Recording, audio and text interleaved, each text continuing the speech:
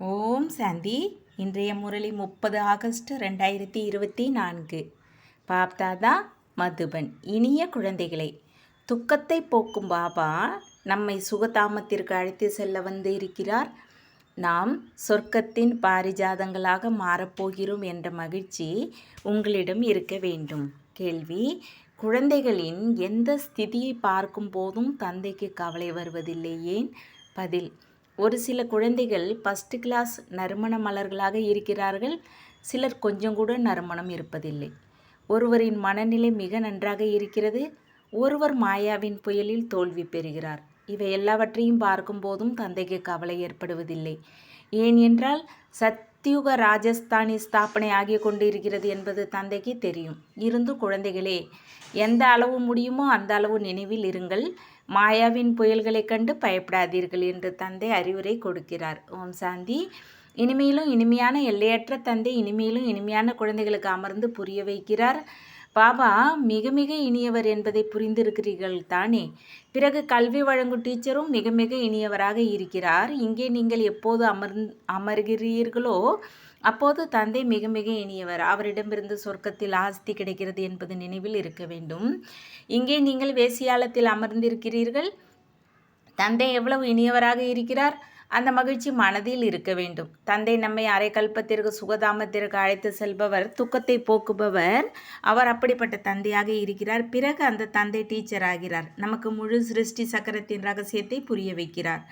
அதை வேறு யாரும் புரிய வைக்க முடியாது. இந்த சக்கரம் எப்படி சுற்றுகிறது, 84 பிறவிகள் எப்படி கடந்து செல்கிறது என்ற எல்லாவற்றையும் ஒரு சொடக்கில் புரிய வைக்கிறார். பிறகு கூடவே அழைத்தும் செல்கிறார்.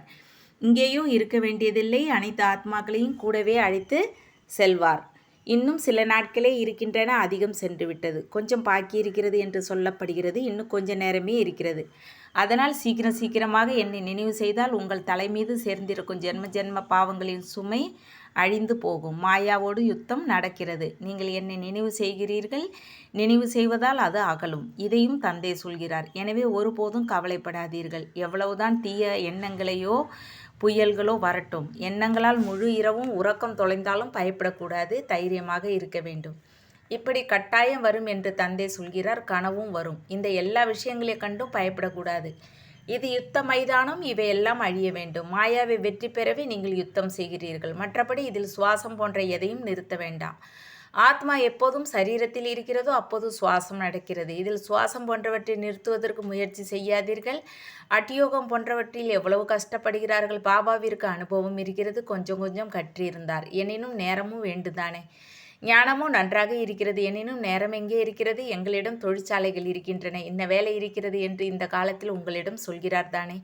இனிமேலும் இனிமையான குழந்தைகளே, ஒன்று தந்தையை நினைவு செய்யுங்கள், அடுத்த சக்கரத்தை நினைவு செய்யுங்கள், அவ்வளவுதான் என்று உங்களிடம் தந்தை சொல்கிறார். இது கடினமா என்ன?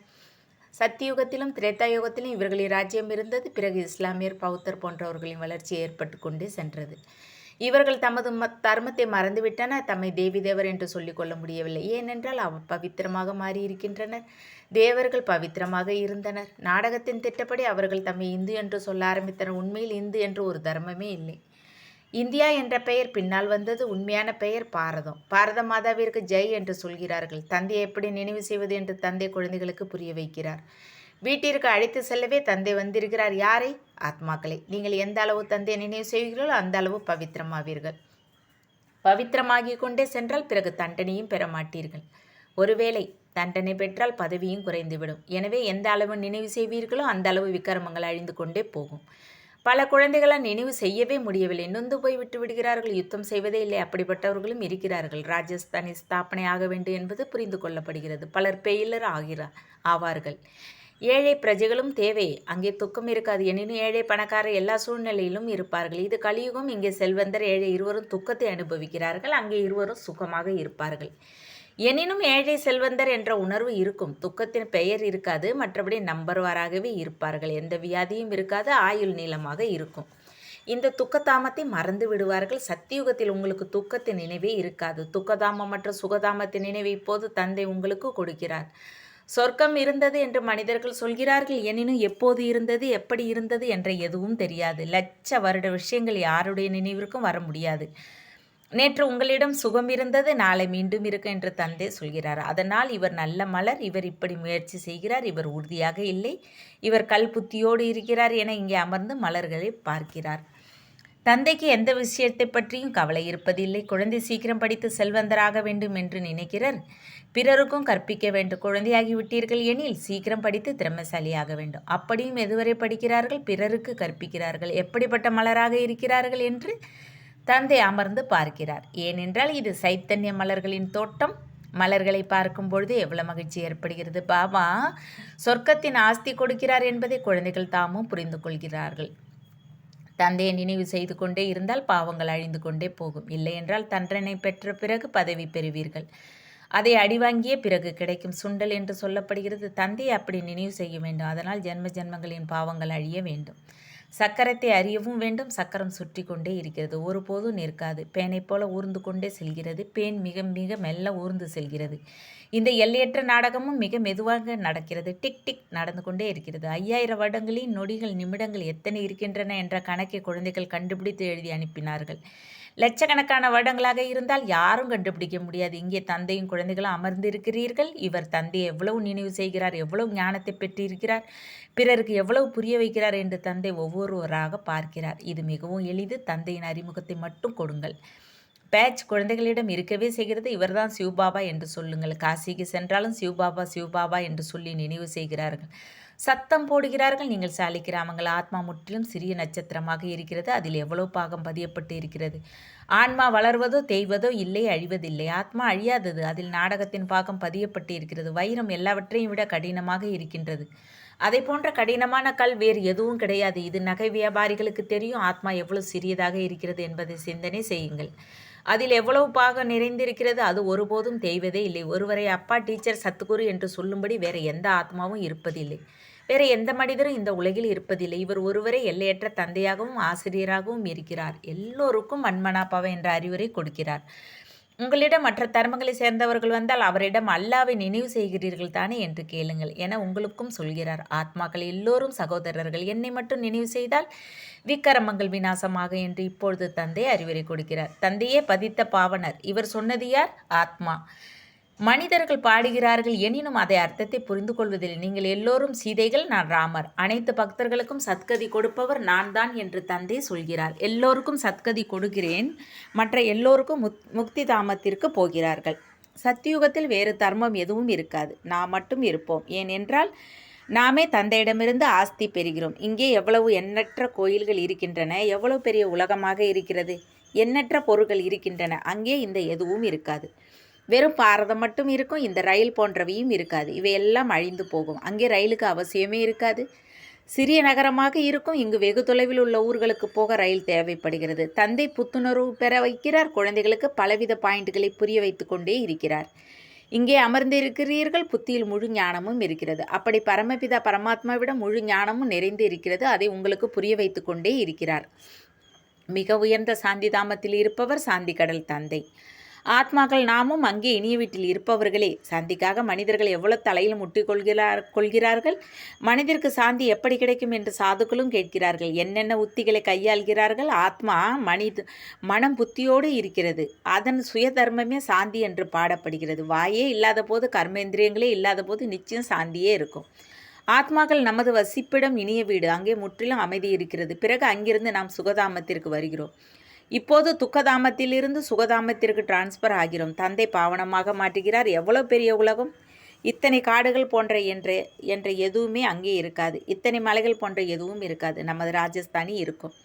எப்படி சிறிய சொர்க்க மடலை உருவாக்குகிறார்களோ அப்படி சிறிய சொர்க்கம் இருக்கும். என்ன ஆக வேண்டும் என்ற அதிசயத்தை பாருங்கள். எவ்வளவு பெரிய உலகம். இங்கே எல்லோரும் தமக்குள் சண்டை போடுகிறார்கள். பிறகு இவ்வளவு பெரிய உலகம் முழுவதும் அழிந்து போகும். மற்றபடி நமது ராஜ்யம் இருக்கும். இத்தனையும் அழியும்போது இவர்கள் எல்லோரும் எங்கே போவார்கள்? சமுத்திர நிலம் போன்ற இடங்களுக்கு சென்று விடுவார்கள். இதன் பெயர் அடையாளம் எதுவும் இருக்காது.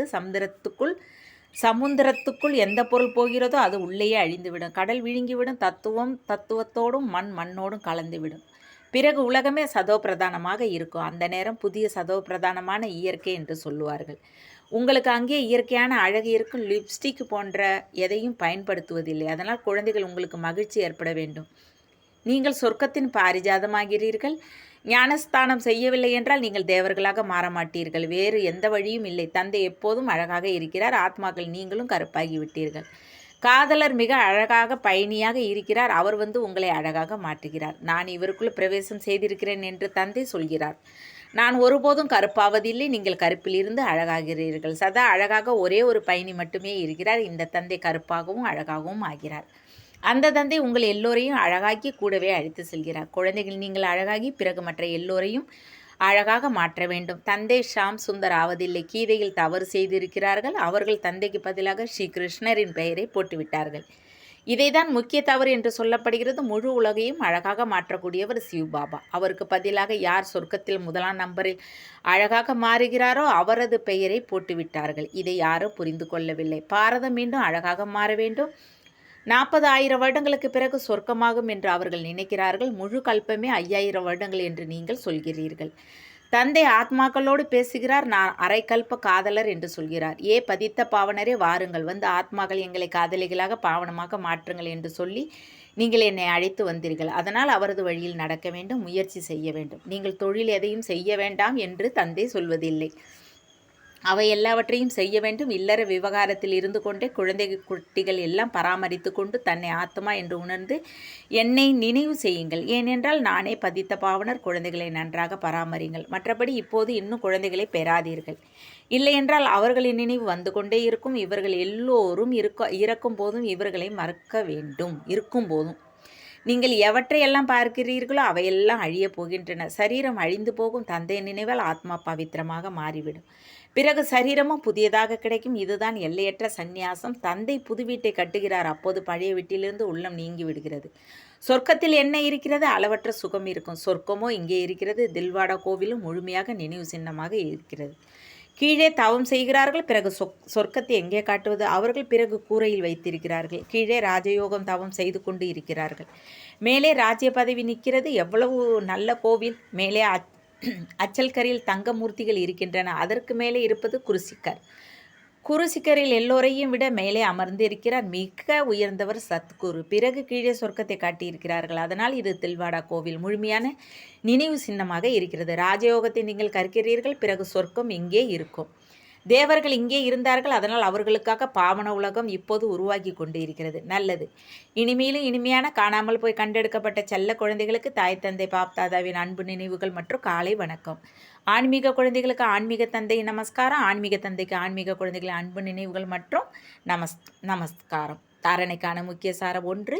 இந்த கண்களால் எல்லாவற்றையும் பார்த்தபோது இதை மறப்பதற்கு பயிற்சி செய்ய வேண்டும். பழைய வீட்டிலிருந்தும் உலகிலிருந்தும் உள்ளத்தை அகற்ற வேண்டும். புதிய வீட்டை நினைவு செய்ய வேண்டும். 2. ஞானஸ்தானம் செய்து அழகிய பாரிஜாதமாக மாற வேண்டும். தந்தை எப்படி அழகிய பயணியாக இருக்கிறாரோ அப்படி அவரது நினைவால் ஆத்மாவை கருப்பிலிருந்து வெண்மையாக மாற்ற வேண்டும். மாயாவின் யுத்தத்தை கண்டு பயப்படக்கூடாது. வெற்றி பெற்று காட்ட வேண்டும். வரதானம்: மகாதானியாகி பேரிதயத்தோடு மகிழ்ச்சியின் பொக்கிஷத்தை பகிர்ந்தளிக்கும் மாஸ்டர் கருணை உள்ளமுடையவர் ஆகுக. மனிதர்கள் அற்பகால மகிழ்ச்சியை பெறுவதற்காக எவ்வளவு நேரத்தையும் செல்வத்தையும் செலவு செய்கிறார்கள். இருந்தும் உண்மையான மகிழ்ச்சி கிடைப்பதில்லை. அப்படி ஆத்மாக்கள் நீங்கள் மகாதானியாகி பேர் இதயத்தோடு மகிழ்ச்சியின் தானம் கொடுக்க வேண்டும். இதற்காக இரக்க உணர்வின் குணத்தை வெளிப்படுத்துங்கள். உங்கள் ஜட சித்திரம் வரதானத்தை கொடுக்கிறது. அதனால் நீங்களும் சைத்தன்யத்தில் கருணை உள்ளம் கொண்டு கொடுத்து கொண்டே செல்லுங்கள். ஏனென்றால் அவர்கள் பரவச ஆத்மாக்களாக இருக்கிறார்கள். இவர் கேட்பவரே இல்லை என்று ஒருபோதும் நினைக்காதீர்கள். நீங்கள் கருணை உள்ளத்தோடு கொடுத்து கொண்டே செல்லுங்கள். உங்கள் சுவபாவனை அவர்களுக்கு அவசியம் பலனை கொடுக்கும். ஸ்லோகன்: யோகத்தின் சக்தி மூலமாக ஒவ்வொரு கர்மேந்திரியங்களையும் கட்டளைப்படி நடத்துபவரே சுயராஜ்ய அதிகாரி. ஓம் சாந்தி. தேங்க்ஸ் பாபா.